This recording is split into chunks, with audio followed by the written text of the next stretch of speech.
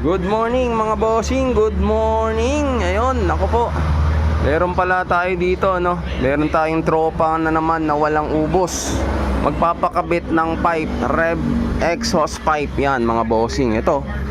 Yan. Aerox B2 mga bossing. Nako, didiin na naman si boss. Sa atin din kumuha ng CVT set to. Yan, no? Tapos ito, maglalagay siya ng pangmalakasan natin ng rev exhaust mga boss. Singganda ng JBT, no? Ayan, no? Blue tip pa mga boss. Tapos andito na yung yung kanyang adjustment ng ingay. Pwede mong pahinaan, pwede mong palakasan, lagyan ng power, pwede, no? Wala na yan sa ilalim, di ka na mahihirapan na mag-adjust kasi nasa gilid na lang yan, no? Tapos may dalawang bracket, okay, para walang galaw talaga. Tsaka hindi maingay ito, mamaya sound check natin yan mga boss, okay? So ito yung lalagyan natin yan. Yan, yung tropa nating walang ubos. Yan, alright.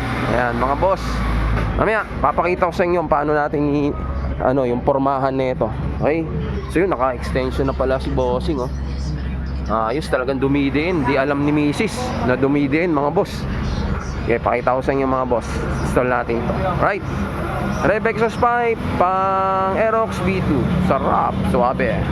Yun mga bossing, ito na mga boss.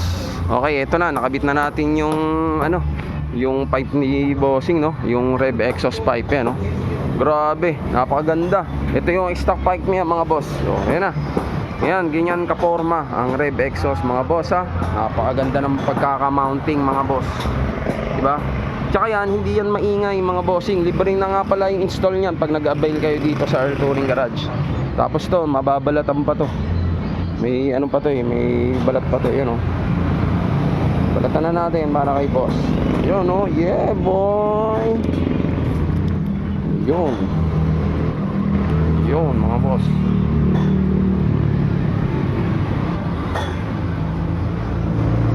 Mga boss, okay. Sound check naman tayo mga bossing. Papakita ko sa inyo na hindi talaga maingay ito, no? Hindi skandaloso. Tapos andito na yung adjustment niya mga boss, ha? Wala na sa ilalim. So hindi ka na tutuwad, hindi ka na dadapa. Para lang ma-adjust yung kanyang ingay at tunog at power. Okay? Sound check natin mga boss. Oh, ayun, oh. Oh, di ba?